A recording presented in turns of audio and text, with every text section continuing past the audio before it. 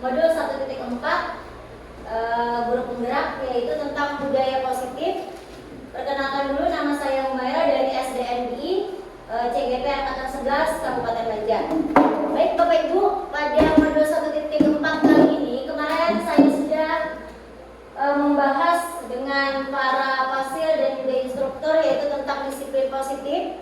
Kemudian ada lagi nanti nilai-nilai kebajikan universal, motivasi, hukuman, penghargaan, dan restitusi, serta ada nanti keyakinan kelas, kebutuhan dasar manusia, 5 posisi kontrol, dan yang terakhir adalah nanti segitiga restitusi.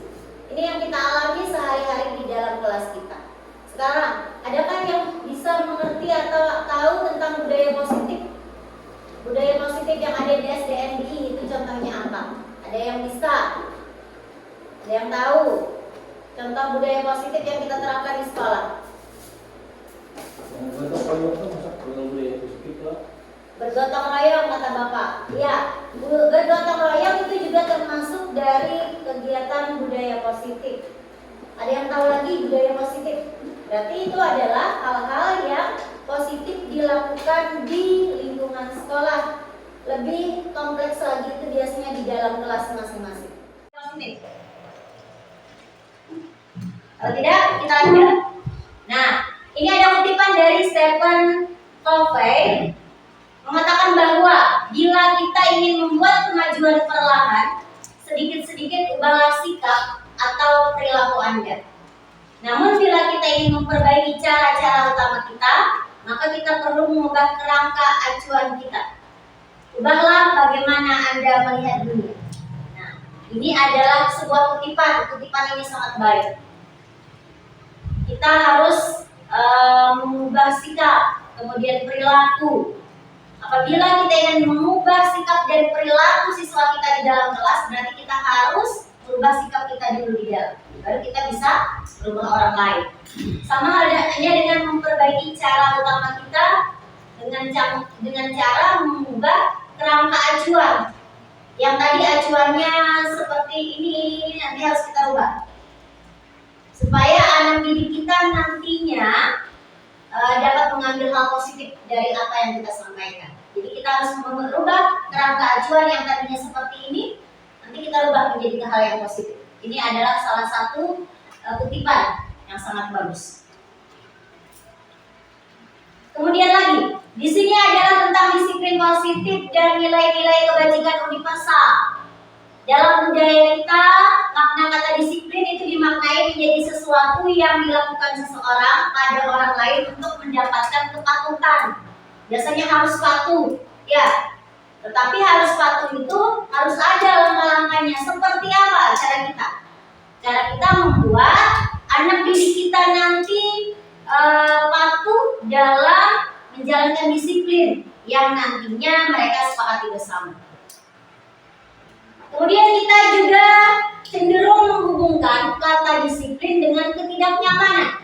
Sebenarnya kata disiplin ini boleh nanti diartikan dalam bentuk hal yang positif. Kata-katanya itu tidak mengandung kata jangan lagi. Jadi rubahlah kata yang memang konsonannya itu mengarah ke kata yang tidak baik, nanti berubah menjadi kata yang beralur positif. Kemudian lagi ada Bapak Ki Hajar Dewantara. Ini di modul 1.1. Ini tentang Ki Hajar Dewantara. Kalau kami di bergerak menyatakan bahwa di mana ada kemerdekaan, di situ harus ada disiplin yang kuat. Bila hendak merdeka, ada kemerdekaan, harus ada disiplin. Sungguh pun disiplin itu bersifat self-disiplin, yang artinya kita sendiri yang mewajibkan kita dengan sekeras-kerasnya. Berarti dikembalikan kepada individunya. Apabila dia ingin disiplin, berarti dia harus kembali ke diri pribadinya masing-masing, ya kan? Tetapi itu sama saja, sebab jika kita tidak cakap melakukan yang tadi, wajiblah penguasa lain mendisiplinkan diri kita. Ini nanti arahnya kepada pengajar, bukan kita sebagai pengajar. Bagaimana kita mengarahkan peserta didik, murid yang tadinya tidak memiliki disiplin positif, kita arahkan menjadi dia memiliki disiplin dirinya, ditanamkan nanti sejak dini. Buatlah penguasa-penguasa yang akhirnya mendisiplinkan peserta didik. Dan juga peraturan, demikian itulah harus ada di dalam suasana yang merdeka, tapi peraturannya masih ke dalam konteks merdeka.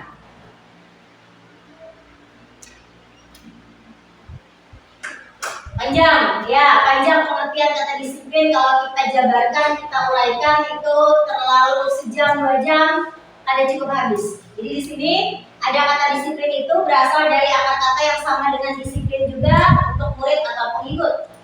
Untuk menjadi seorang murid atau pengikut, seseorang harus paham betul alasan mengapa mereka mengikuti suatu aliran atau ajaran tertentu. Sehingga motivasi yang terbangun adalah motivasi intrinsik dari dalam dirinya, jangan dari ekstrinsiknya. Jadi apabila ingin sesuatu atau peserta didik itu melakukan yang namanya disiplin, itu dimulai dari motivasi intrinsik dari dalamnya, bukan dari ekstrinsik ini dari luar. Seorang yang memiliki disiplin ini berarti mereka bisa bertanggung jawab terhadap apa yang dilakukan, karena mereka mendasarkan tindakan mereka pada nilai-nilai kebajikan universal. Sebagai pendidik, tujuan kita ini adalah menciptakan anak-anak yang memiliki disiplin diri, sehingga mereka bisa berperilaku dengan mengacu pada nilai-nilai kebajikan universal dan memiliki motivasi intrinsik bukan ekstrinsik. Nah, berperilakunya ke arah ke dalam bukan ke luar. Disiplin diri mereka. Untuk kelas rendah biasanya disiplin anak-anak peserta didik itu seperti apa? Contohnya, adakah Bapak Ibu yang tahu? Kalau hendak mulai pelajaran biasanya anak-anak Bapak belum berarti berdoa.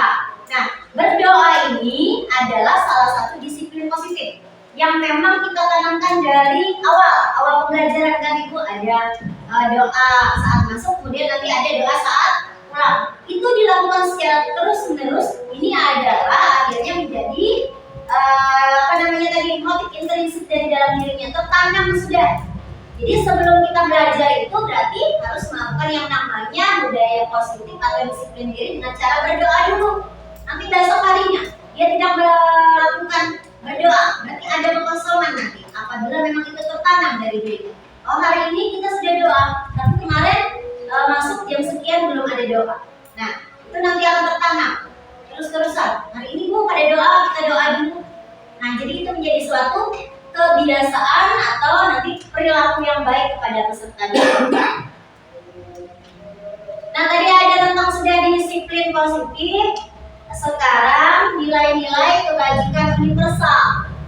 Nah, ini kita pelajari sudah di kurikulum Merdeka ya Bapak Ibu, yang tertanam dalam profil belajar Pancasila.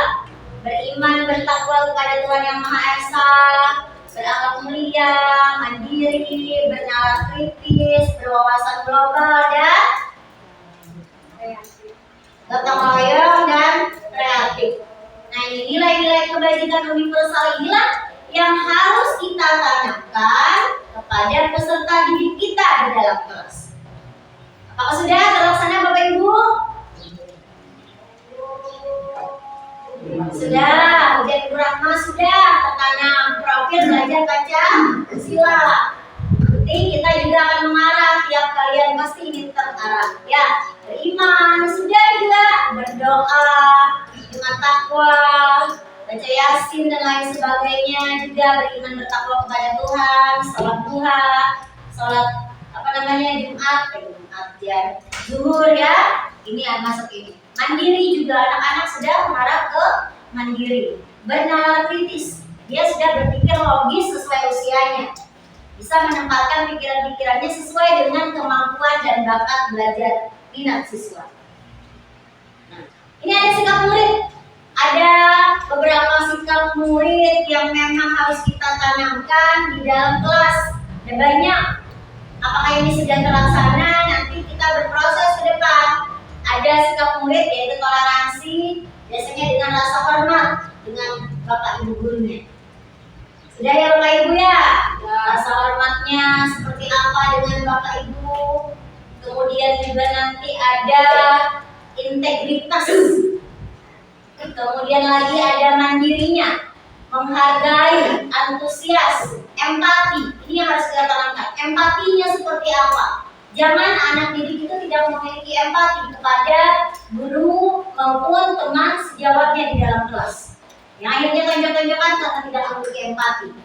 Atau ada orang yang sakit, beberapa hari teman yang sakit tidak dijenguk. Kalau dia sudah berusaha untuk menjenguk, berarti empatinya tinggi.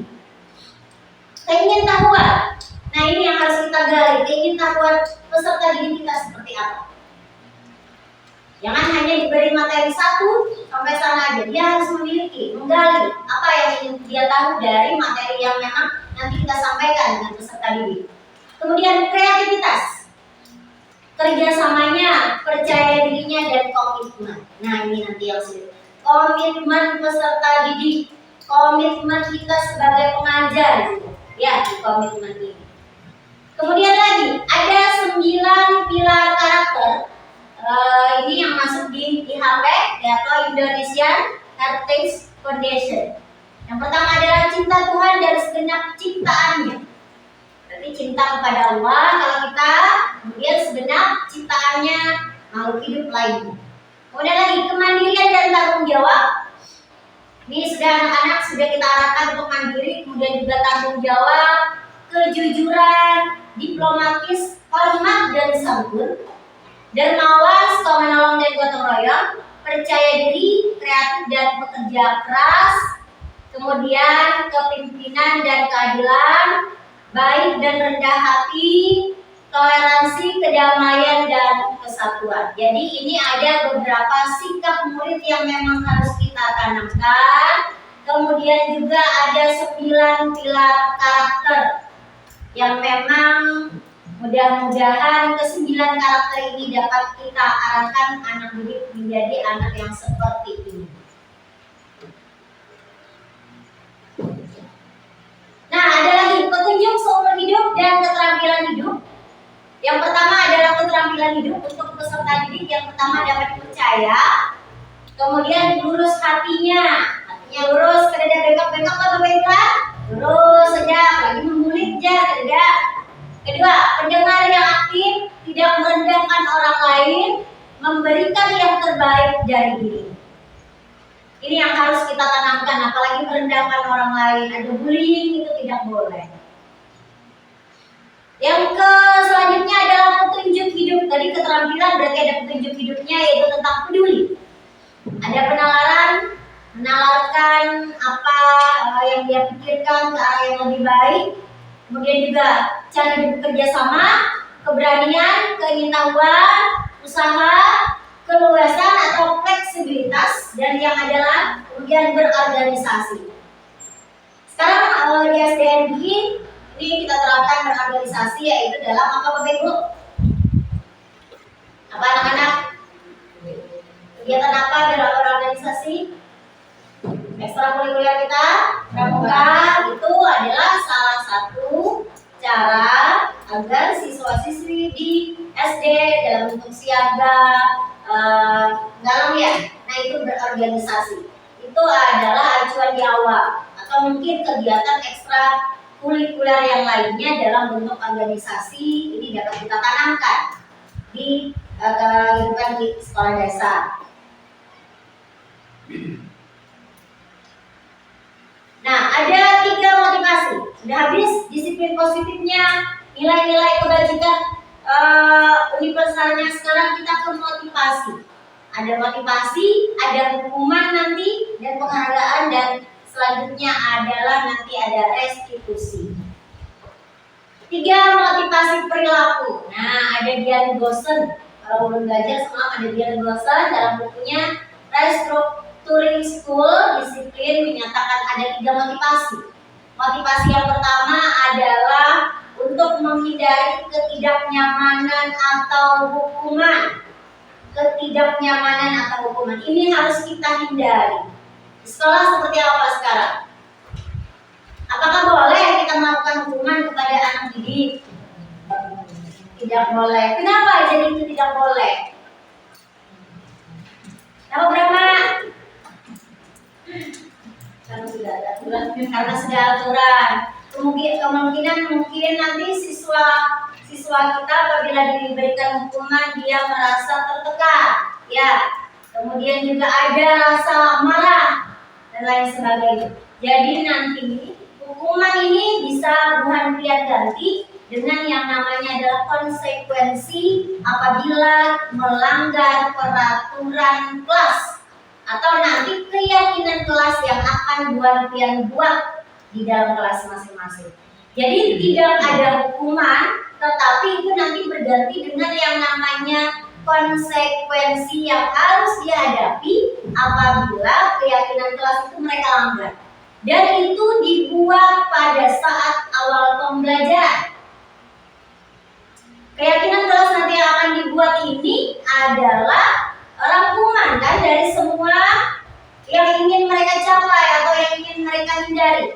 Jadi apabila sudah ada kata sepakat, berarti apabila tidak melakukan itu berarti nanti ada yang namanya konsekuensi, bukan dalam bentuk hukuman.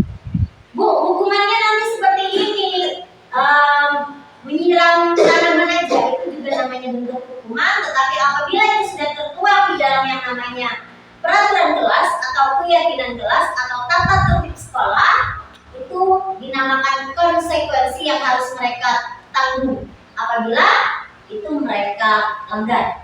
Tapi itu dalam ada ditulis nanti dalam bentuk peraturannya setelah Bu Handrian melakukan yang namanya diskusi pembuatan peraturan kelas atau yang dinamakan keyakinan kelas di awal pelajaran baru. Sudah Bapak Ibu membuat keyakinan kelas masing-masing? Sudah Bu? Sudah. Nah berarti sudah ada yang memang harus kalian sepakati di dalam kelas tentang keyakinan kelas. Contoh keyakinan kelas kan mudah aja. Hadir tepat waktu, apalagi bertanggung jawab dengan tugas atau PR-nya. Jadi apabila dia tidak melakukan tugasnya atau tidak mengerjakan PR-nya, berarti ada konsekuensi yang harus mereka tanggung. Karena itu sudah masuk di keyakinan kelas. Nah, apalagi mengerjakan piket, ya itu juga masuk biasanya di dalam keyakinan kelas yang dominan memang dilakukan di dalam kelas masing-masing. Kemudian lagi, untuk menghindari ketidaknyamanan atau hukuman ini adalah tingkat terendah dari motivasi perilaku manusia. Nah, berarti biasanya kalau tidak ada iming-iming hukuman, mereka pasti kenapa melanggar. Berarti memang ada yang harus kita sepakati sama-sama. Makanya supaya ini tidak terjadi. Kemudian yang kedua, untuk mendapat imbalan atau penghargaan dari orang lain. Biasakah dia menemukan seperti itu di dalam kelas? Biasa kan biasanya kalau anak ibu ini nanti nilainya 100 akan diberikan buah-buahan, permen ya.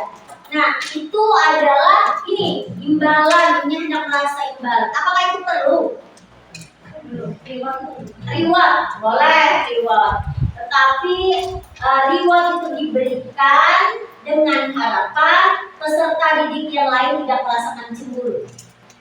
Yang dikhawatirkan adalah setelah kita memberikan reward, apabila nanti kalian dapat nilai yang 100 akan dibawa jalan-jalan. Ya, nah, setelah ada dapat yang 100 kita bawa jalan-jalan, satunya yang lainnya pasti akan cemburu. Makanya 3 motivasi perilaku biasanya ada reward, penghargaan, tetapi apabila kita ingin memberikan penghargaan itu tidak menimbulkan yang namanya kecemburuan. Nanti seperti apa Bu Handrian bisa atau kita sama-sama mengeksekusi nanti di dalam kelas masing-masing supaya reward yang kita berikan itu tidak ada menyakiti teman-temannya atau peserta didik yang lain. Oh ibu pilih kasih seperti itu. Nah apalagi kalau anak kelas 1 kelas 2 ya Bu ya. Kalau mau diberi permen berarti permennya semua disediakan supaya dapat. Nah mungkin seperti itu. Ini adalah menerima imbalan ini satu tingkat di atas motivasi yang pertama. Tadi kalau dapat hukuman ini dapat reward. Satu tingkat di atas motivasi yang pertama. Di sini orang berperilaku untuk mendapatkan imbalan atau penghargaan dari orang lain. Kemudian yang ketiga, tiga motivasi perilaku yang ketiga itu adalah untuk menjadi orang yang mereka inginkan dan menghargai diri sendiri dengan nilai-nilai yang mereka percaya. Bagus tidak, Ibu, Bapak? Bagus. Jadi, tiga motivasi perilaku yang ketiga ini yang harus kita tanamkan kepada peserta didik kita. Bagaimana caranya kita mengarahkan, membimbing peserta didik itu menjadi diri sendiri, diri mereka sendiri, kemudian menghargai diri mereka sendiri dengan nilai-nilai yang mereka percaya. Jadi tuntutannya untuk kita adalah kita yang mengarahkan supaya peserta didik itu memiliki nilai kepercayaan yang positif kepada dirinya sendiri. Yang ketiga, ya Bapak Ibu ya, nilai menjadi orang yang mereka inginkan hendak dibawa kemana dirinya, hendak dibawa ke arah disiplin yang mana, kemudian bagaimana cara dia menghargai dirinya, baik dirinya, baik orang lain, kemudian dengan nilai yang mereka percaya. Susah ya Bu ya? Susah gampang Pak? Gampang aja malah. Karena ini adalah kita bagaimana yang namanya mempengaruhi. Itu adalah keterampilan dari guru-guru mempengaruhi siswanya. Ini adalah motivasi yang akan membuat seseorang memiliki disiplin positif karena motivasi berperilakunya bersifat internal. Internal itu dari dalam dirinya, bukan dari luar. Tetapi karena kita seorang guru, kita yang mengarahkan peserta didik kita, murid-murid kita mengarah ke perilaku internal yang memang dia tanamkan dari dirinya sendiri, untuk mengarah ke arah yang berperilaku positif. Ada tabel hukuman, ada tabel konsekuensi, dan ada restitusi. Nanti kita yang untuk restitusi ini ambil saja. Nanti akan saya sampaikan bagaimana segitiga restitusi yang akan kita hadapi apabila nanti kita bertemu dengan kasus itu di dalam kelas masing-masing. Ini banyak. Bagaimana Bu Hantian nanti menstabilkan identitas anak, keyakinan kelas yang dibuat, dan lain sebagainya. Sekarang ada bentuk hukuman, ada konsekuensi, dan ada restitusi. Hukuman ini adalah sesuatu yang menyakitkan harus terjadi, ya tidak? Kalau kita dihukum, sakit tidak? Sakit, walaupun hukumannya itu cuma ambil sampah atau ibarat yang lain, itu adalah menyakitkan harus terjadi. Sekarang konsekuensinya, sesuatu harus terjadi karena memang itu adalah keyakinan sendiri yang mereka buat. Atau ibaratnya peraturan yang telah kita sampaikan tetapi tidak dilaksanakan, baru yang dinamakan konsekuensi. Kemudian restitusi. Ini adalah restitusi merupakan pilihan. Mau kemana ini? Apakah mau hukuman atau dia mampu nanti ke konsekuensi. Sekarang hukuman. Ini tidak nyaman untuk murid karena untuk jangka waktu panjang. Bisa. Contohnya apa Bu? Hukuman yang diberikan contohnya untuk membuat anak ini kada nyaman dalam jangka waktu panjang. Seharian dia ngapainnya? Berdiri lawas. Kalau dia tidak mengerjakan PR, diberikan hukuman berdiri satu kaki dengan gigit seperti ini. Nah, sekarang hukum merdeka tidak ada lagi yang seperti ini, dihilangkan.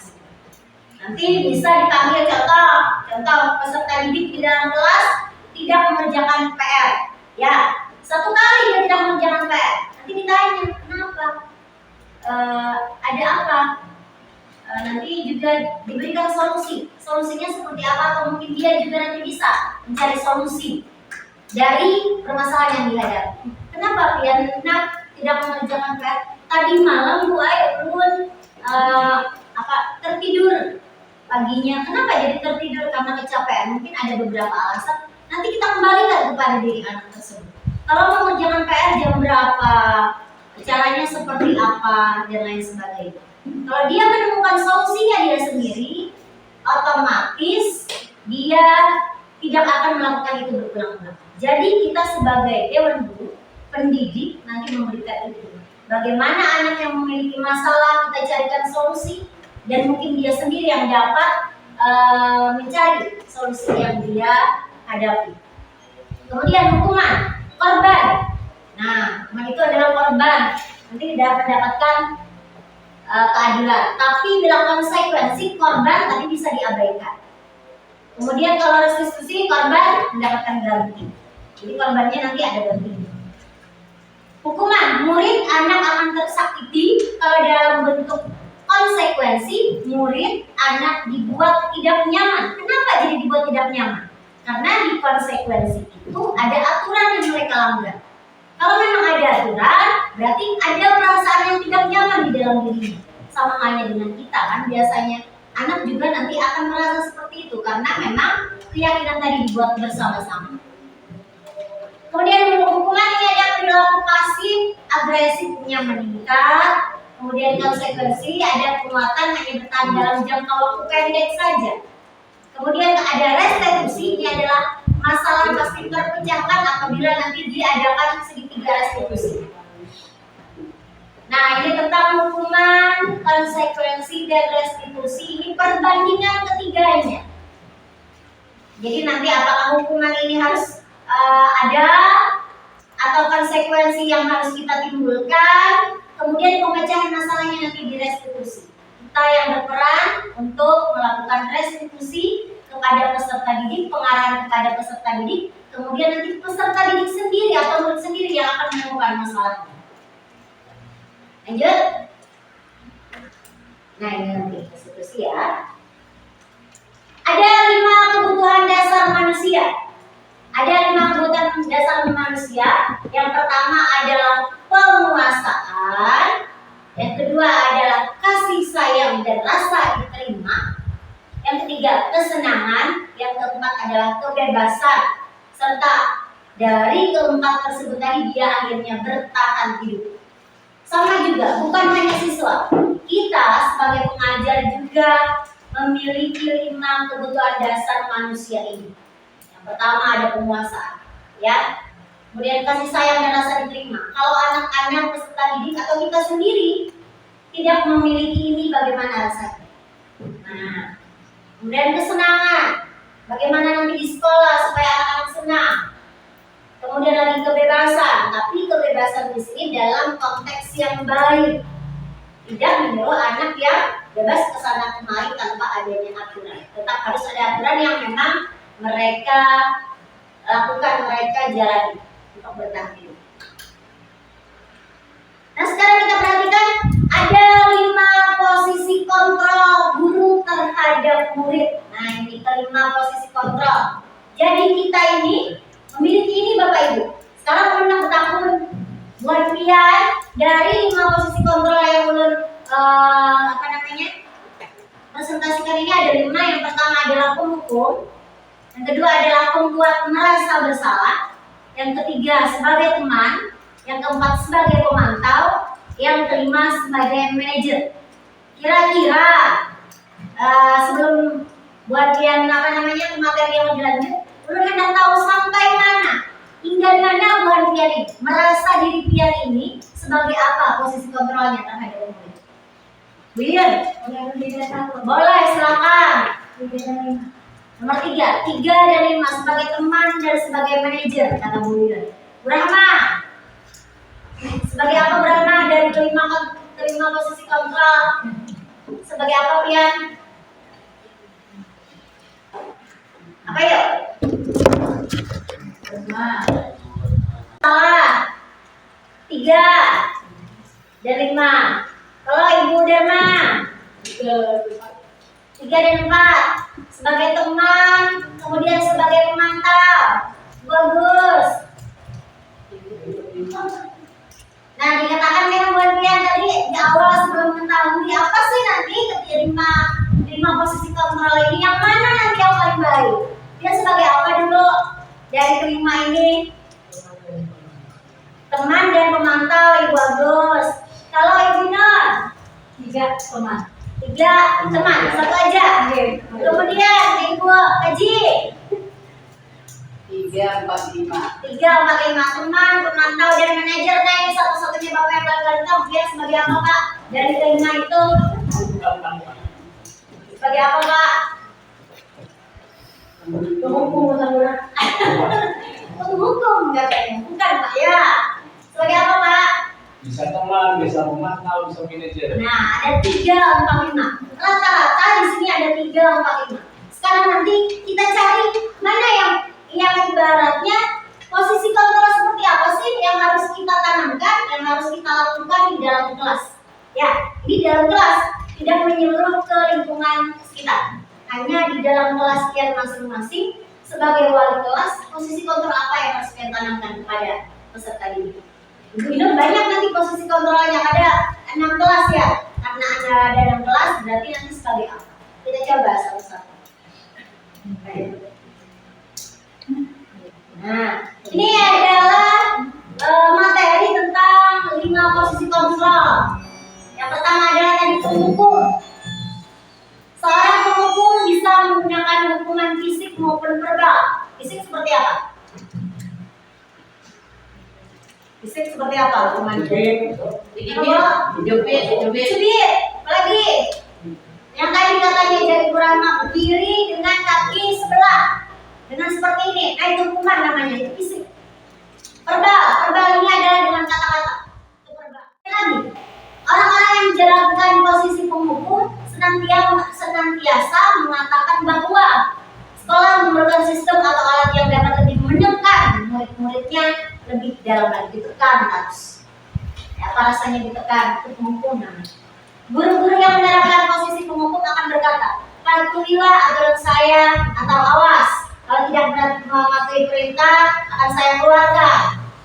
Kalau tidak mematuhi perintah di dalam kelas, akan saya keluarkan dari kelas. Kemudian lagi, kamu selalu saja salah. Nah, bagaimana rasanya seperti itu? Kayak apa bisa membayangkan posisi sebagai penghukum? Nah, kalau di sekolah kita tidak ada ya Bapak Ibu ya, di sekolah kita tidak ada posisi sebagai penghukum. Sekarang yang kedua, pembuat merasa bersalah. Nah, tadi ada kan yang membuat merasa bersalah. Nah, seperti apa sih membuat merasa bersalah ini? Pada posisi ini biasanya guru akan bersuara lebih lembut. Lembut suaranya. Kemudian lagi, membuat rasa bersalah ini akan menggunakan keheningan yang membuat orang lain merasa tidak nyaman. Kemudian bersalah atau rendah diri. Kata-kata yang keluar dengan lembut akan seperti ini. Udah bersuara lembut. Ibu sangat kecewa sekali dengan kamu. Nah, ibu sangat kecewa sekali dengan kamu Rahma. Nah, berarti kan peserta didik itu merasa bersalah dengan ibunya. Kenapa ibuku nih? Saya sudah mengecewakan ibu. Nah, ini. Berapa kali Bapak harus memberitahu kamu ya? Ini juga. Ini adalah kata-kata yang memang membuat peserta didik kita itu merasa bersalah. Kemudian lagi, gimana coba kalau orang tua kamu tahu kamu berbuat begini? Contohnya ada yang lihat, kita bahasakan seperti ini. Itu adalah membuat dia merasa bersalah. Kemudian lagi, di posisi ini murid akan memiliki penilaian diri yang buruk tentang diri mereka. Siswa juga merasa tidak bahagia dan telah mengecewakan orang-orang yang disayangi. Baik tidak baik. Kalau kita merasa siswa tertekan seperti ini, ada konsekuensinya. Ya, nanti kita lihat. Ada tadi sudah penghukum. Yang kedua adalah pembuat merasa bersalah. Yang ketiga. Yang ketiga adalah sebagai teman. Nah, ini tadi banyak Bapak Ibu yang memilih sebagai teman. Pertama apa? Apa penjelasan tentang teman? Guru pada posisi ini tidak akan menyakiti murid karena dia berposisi sebagai teman. Namun akan tetap berusaha mengontrol murid melalui persuasi. Persuasi ini mengarahkan apa namanya? Menguasai apa namanya tuh? Apa Pak? Kalau persuasi? Persuasi ini kayak sejenis kita mengatakan kayak gitu. Posisi teman pada guru bisa negatif ataupun positif. Nah, posisi teman kan pada guru bisa negatif atau positif, tetapi nanti lebih cenderung ke positif ya teman-teman. Positif di sini berupa hubungan baik yang terjalin antara guru dan murid. Guru di posisi teman menggunakan hubungan baik dan humor untuk mempengaruhi seseorang. Mereka akan berkata, guru yang sebagai teman itu tadi akan berkata seperti ini. Ayo bantulah demi Bapak ya. Kemudian yang kedua, ayo ingat tidak bantuan Bapak selama ini, teman. Atau lagi, ya sudah kali ini tidak apa-apa, nanti Ibu bantu bereskan. Atau nanti Ibu bantu menjawabkan itu teman. Kemudian lagi, hal negatif dari posisi teman adalah bila suatu saat guru tersebut tidak membantu, maka murid akan kecewa. Kemudian dia berkata, saya pikir Bapak atau Ibu teman saya. Kalau teman kan tadi dia kan, nanti Ibu bereskan ya. Nah, kalau ada posisi seperti itu mungkin dia akan berpikir, kalau pada saat dia kecewa, saya pikir Bapak atau Ibu bukan teman saya. Kemudian murid merasa kecewa dan tidak mau lagi dia berusaha. Nah, itu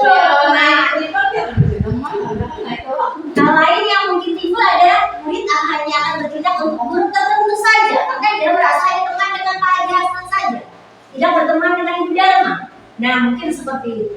Dia akan lebih cenderung suka dengan satu orang, yang satunya tidak disukai.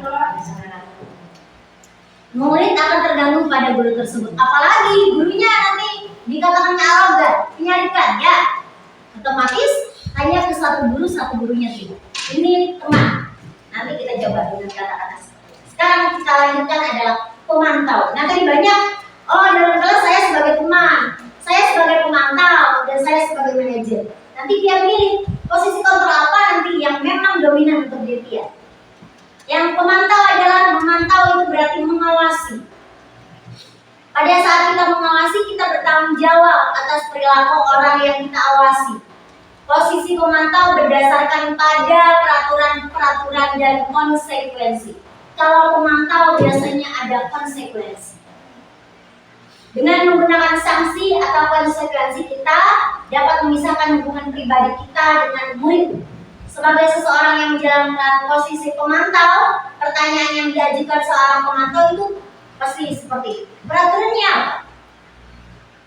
Kemudian lagi, apa yang telah kamu lakukan? Melanggar peraturan atau tidak?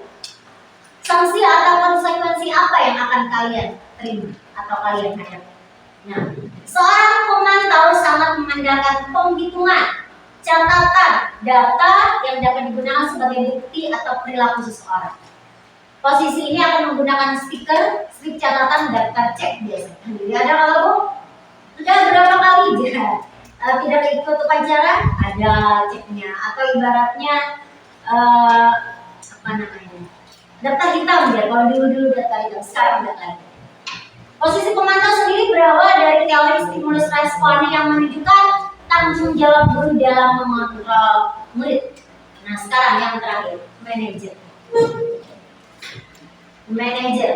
Di mana manajer murid diajak untuk menganalisis kebutuhan dirinya, apa yang dia perlukan untuk kebutuhan diri maupun kebutuhan orang lain. Kekawanannya di samping guru-gurunya, dia mencoba menganalisis.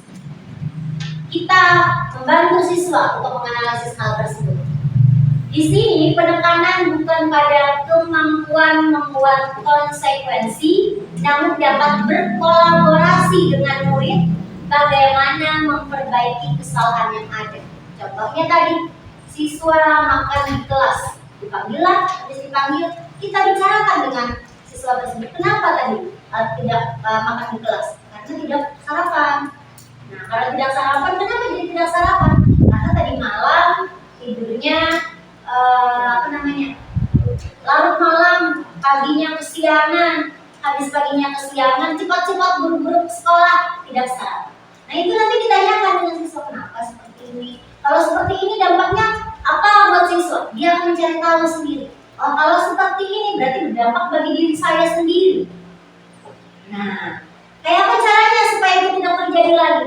Saya harus tidur cepat waktu, saya harus sarapan. Pasti dia akan mencari solusi untuk dirinya sendiri tanpa bantuan kita. Kita hanya memberikan suatu pertanyaan.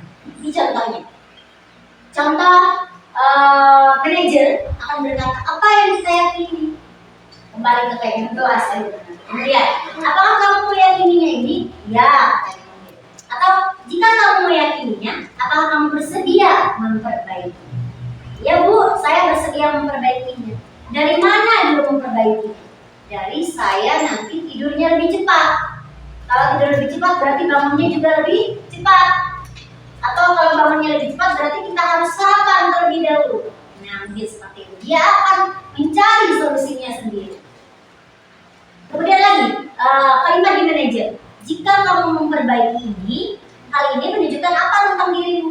Nah, mungkin dia akan mencari. Oh, nanti kalau saya memperbaiki ini, saya akan memiliki rasa keyakinan diri, kejujuran dan lain sebagainya. Sekarang, apa rencana kamu untuk memperbaiki hal ini? Ini adalah kalimat-kalimat guru sebagai manajer di dalam kelas. Tugas seorang manajer bukan untuk mengatur perilaku seseorang, melainkan orang tersebut yang mencari perilakunya sendiri dengan cara kita yang mengarahkan ke arah yang lebih baik untuk disiplin positifnya. Nah, sama sudah kalimatnya tuh. Nah, sekarang ada 5 contoh penerapan 5 posisi kontrol. Sudah melihat latihan? Ada? Yang pertama, saya kecewa sekali dengan kamu. Itu posisi kontrol apa yuk ibu-ibu, bapak-bapak? Saya kecewa sekali dengan kamu. Dua. Ibu ya, udah ingatkan lagi. Yang pertama adalah memukul. Yang kedua membuat rasa bersalah. Yang ketiga teman. Yang keempat pemantau. Yang kelima tadi adalah manajer. Kalau di kalimat nomor 1, saya kecewa sekali dengan kamu. Yang kedua, berarti nomor 2. Ya, berarti dia adalah sebagai membuat rasa bersalah. Yang ketiga, yang kedua, kamu tidak pernah benar melakukan. Kamu tidak pernah benar melakukannya. Nah, itu apa? Kamu tidak pernah benar melakukan. Apa yuk? Kira-kira. Kamu tidak pernah benar melakukan. Ayo, yang mana? Dua. Itu adalah sebagai ya. Kamu tidak pernah benar melakukan. Apa aja yang dianggapnya tidak merasa benar. Yang ketiga, 5. Apa rencana untuk menyelesaikan masalah ini? Berarti apa? Iya, 5. Berarti ada posisi kontrol manajer. Yang keempat, ayolah lakukan demi bapak ibu ya. Berarti itu adalah teman. Betul. Yang terakhir, kamu tidak pernah mendapatkan nilai jika tidak mengerjakan tugas. Kamu tidak pernah mendapatkan nilai jika tidak mengerjakan tugas. Aku kan baru ya. Ya, yang mana? Kamu tidak pernah mendapatkan nilai jika tidak mengerjakan tugas. Yang tadi ada catatan. Kemudian sebagai apa? Memantau. Iya, kamu tidak pernah mendapatkan nilai jika tidak mengerjakan tugas. Ini masuk di pemantau. Pemantau hanya mengadakan penghitungan, catatan, kemudian yang dapat digunakan sebagai bukti atau perilaku seseorang. Nah, setelah mengetahui 5 kontrol ini, sekarang mengarah kemana? Posisi kontrol yang pian. Apakah masih sama dengan yang di awal tadi? Berubah, agar ibu ingat. Tadi benar pilih tepat saja. Sekarang mau kemana benar? Kita pertama jadi 5. 3 ada 5. Berarti 3 dan 5. Ada lagi, Bu Rahma Dharma. 3, 4 masih masuk, mantap. 3, 4, 5 masuk. Yang lainnya? Ada lagi, berarti membuat merasa bersalah. Ada yang mau ambil? Tidak, berarti lebih ke yang mana? Manajer. Posisi kontrol yang harus Pian tanamkan dan ulun pribadi tanamkan dengan peserta didik adalah posisi kontrol yang nomor 5. Kenapa nomor 5? Manajer ini bisa dikatakan teman. Dengan kata-kata manajer tadi, kita bisa leluasa berbicara dengan siswa. Kita bisa menggali solusi yang mereka hadapi, kemudian nanti bagaimana cara mereka memecahkan masalahnya. Nah itu. Akhir-akhirnya dia sendiri yang akan mencari jawaban permasalahan yang dia hadapi dengan cara kita menjadi manajer. Boleh juga silakan. Lanjut Bapak Ibu ya. Nah ini adalah posisi kontak. Sekarang kita ke keyakinan kelas. Sudah dibuat keyakinan kelas. Iya, kesepakatan kelas. Apa bedanya keyakinan kelas lawan peraturan kelas? Ada keyakinan kelas, kan? Ada peraturan kelas. Ada yang tahu apa bedanya Bapak, Ibu? Silakan. Keyakinan kelas dan adanya peraturan kelas.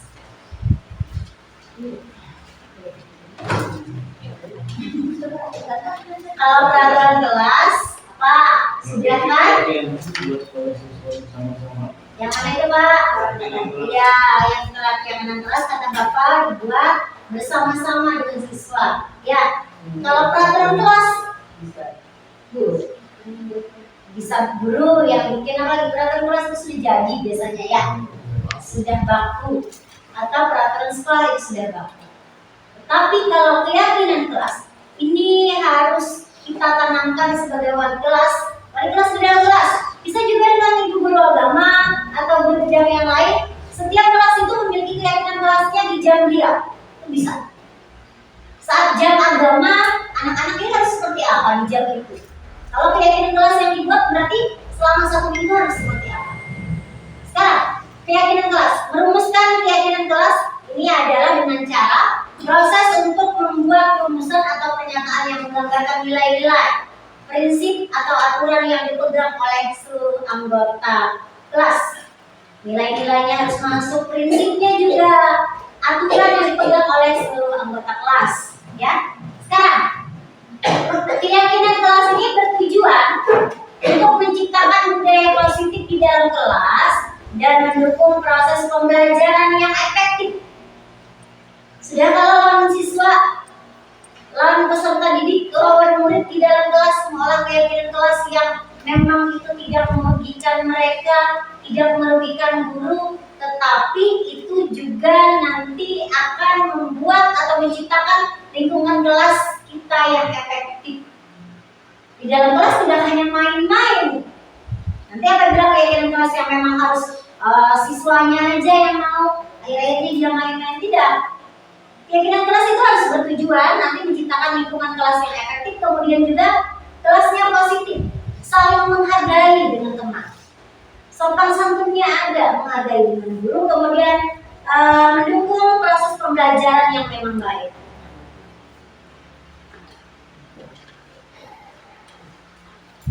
Nah ini langkah membangun keyakinan kelas. Ini adalah prosedurnya, prosesnya. Lihat nggak Bapak Ibu? Yang pertama adalah orientasi kepada siswa tentang pentingnya kesepakatan kelas bagi kelancaran proses pembelajaran. Kita berorientasi dulu, membuat kesepakatan kelas dulu untuk kelancaran proses pembelajaran. Contohnya apa keyakinan kelas yang biar dulu? Bapak dulu biasanya anak-anak ini kan yang dilakukan dulu, mengorientasi. Kemudian yang kedua, guru menyepakati waktu diskusi kelas wajib dilakukan. Guru memimpin diskusi terkait kesepakatan. Yang keempat, guru menampung ide, gagasan, dan saran dari siswa. Biasanya siswanya berbicara tidak apabila kita ingin melempar kesepakatan kelas.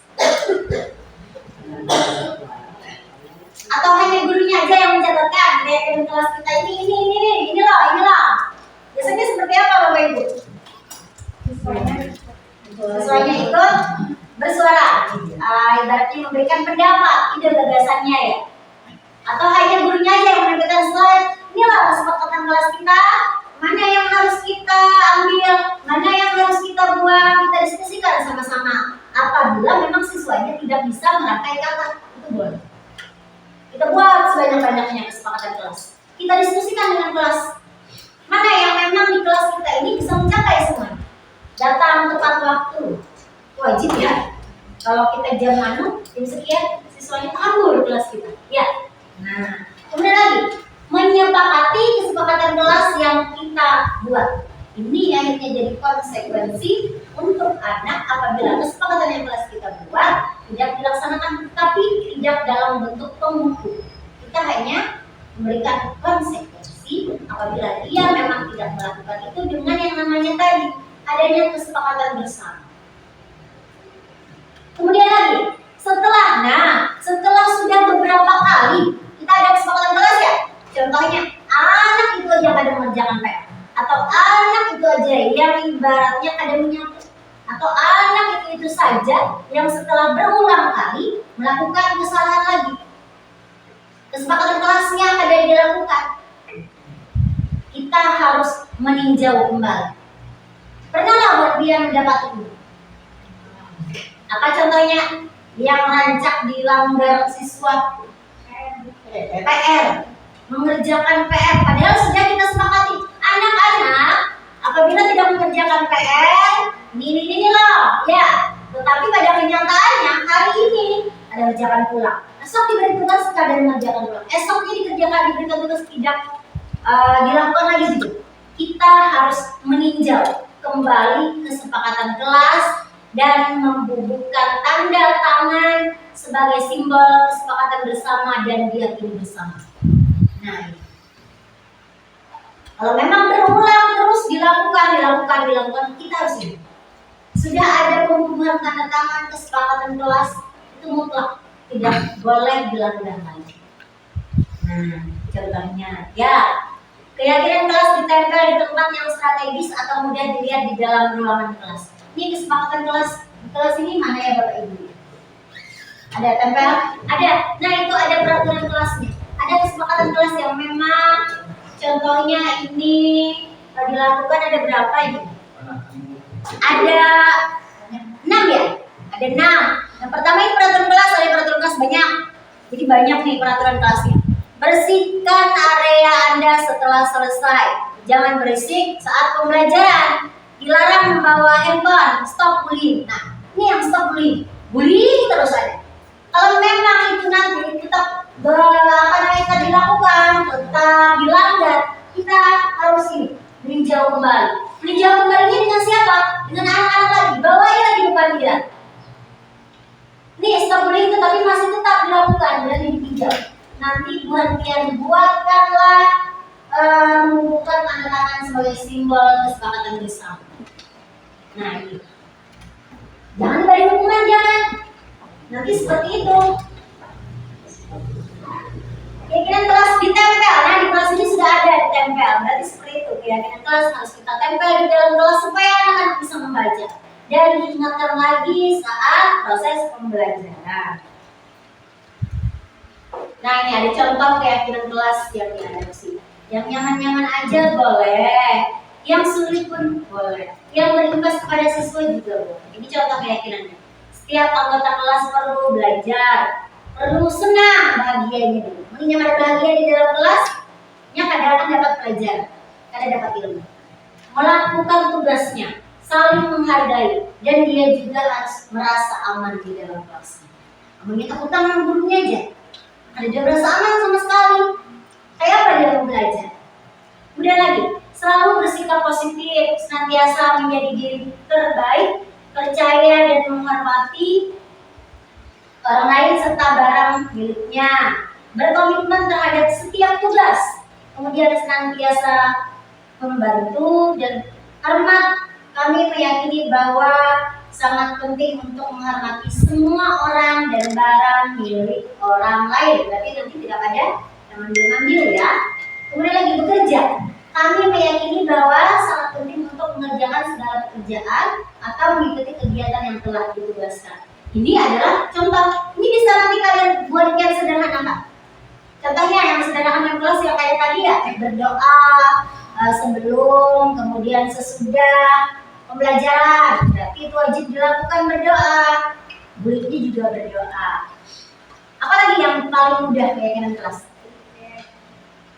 Ya, melaksanakan piket sesuai yang telah ditentukan. Ini juga. Sekarang kita ke restitusi. Tadi kan restitusi. Kemarin Ulun sudah ada membuat kegiatan segitiga restitusi dengan anak-anak didik kita. Sekarang mungkin Ulun tampilkan dulu ya untuk kegiatan restitusinya.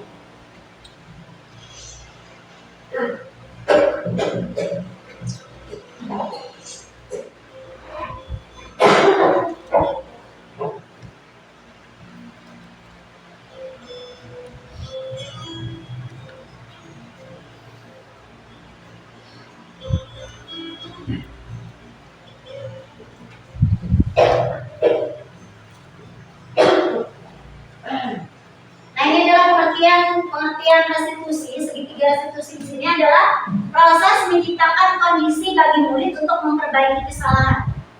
Yang tadinya dia memiliki kesalahan, apa caranya kita memperbaiki kesalahan tadi, sehingga mereka bisa kembali pada kelompok mereka dengan karakter yang lebih kuat. Kemudian lagi nih pernyataan dari dosen. Yang kedua adalah restitusi bukan untuk menebus kesalahan. Restitusi adalah sebuah tawaran dan bukan paksaan. Restitusi fokus pada solusi dan dapat mengembalikan murid yang berbuat salah pada kelompoknya. Sekarang ada tiga langkah-langkah. Nah, ini tiga langkahnya nanti menstabilkan identitas anak. Kita memberikan pertanyaan, memberikan salam, identitasnya seperti apa, kemudian ada validasi tindakan yang salahnya seperti apa, dengan kata-katanya, kemudian menanyakan keyakinan kelas. Sekarang kita perhatikan kasus yang ada di sekolah. Makan pada saat jam belajar. Ini ada anak kelas 3 makan pada jam pelajaran. Nah, terlihat Bapak Ibu? Terlihat. Ada makan pada saat jam pelajaran. Nah, makan saat jam pelajaran.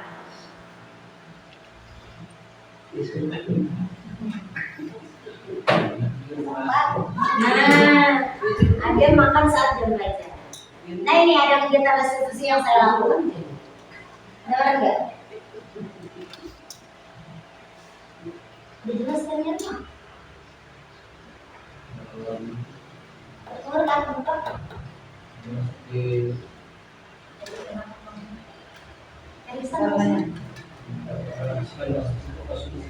Oh, masuk di sini.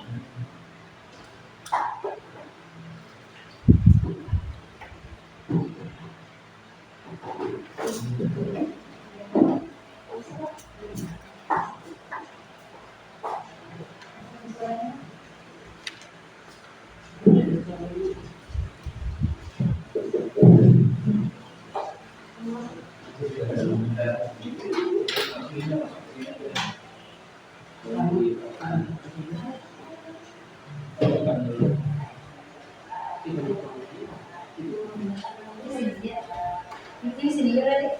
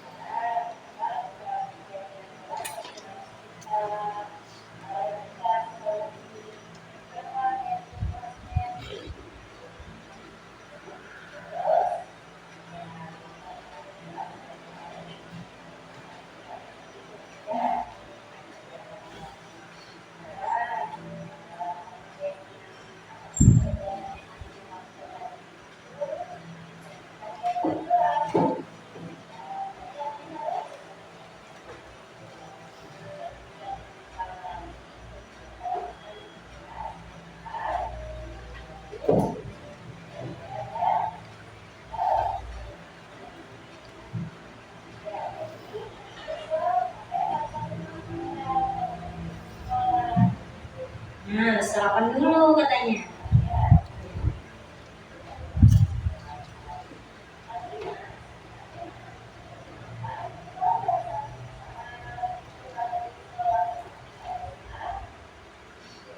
Dipanggil itu yang mengambil.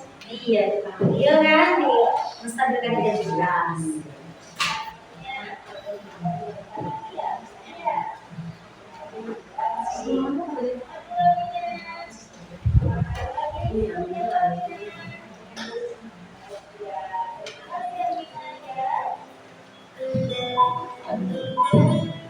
Nah ini Bapak Ibu skenario kedua tentang ambil barang orang lain tanpa izin. Nah kelas yang sama, kelas 3 ini Bapak Ibu ya. Nah ambil.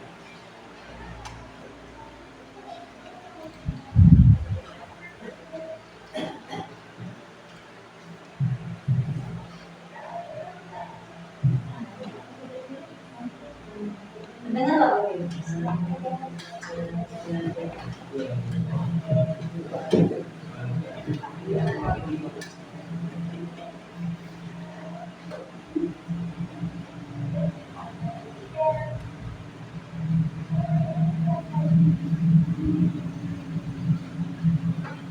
Ambil layar orang lain.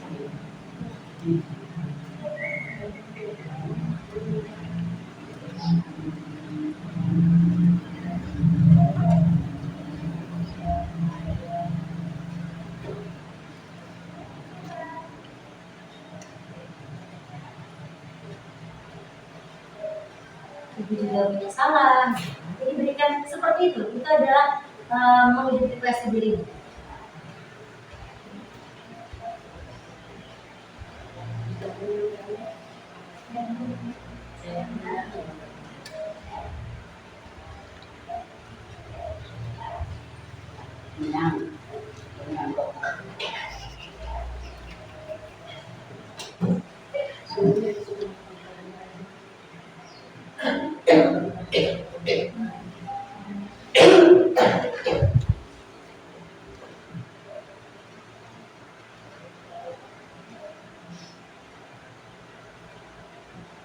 Dengarlah. Jam berapa sekolah?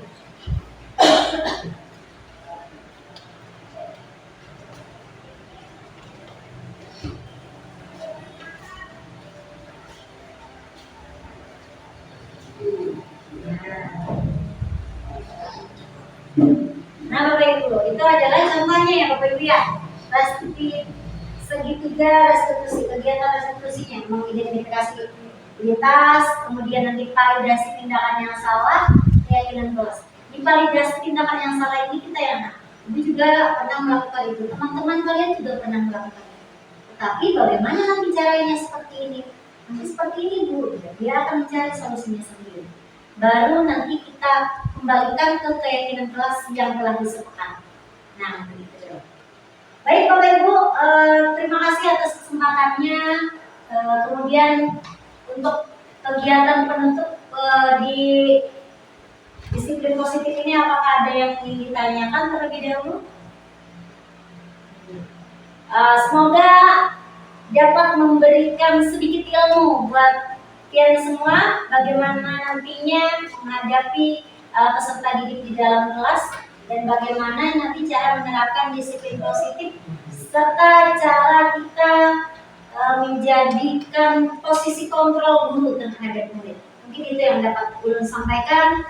Ulun ucapkan terima kasih banyak atas partisipasi buat Dian Brataan. Semoga lain waktu kita dapat melakukan kegiatan kontrol lagi dan mengakhiri. Wassalamualaikum warahmatullahi wabarakatuh.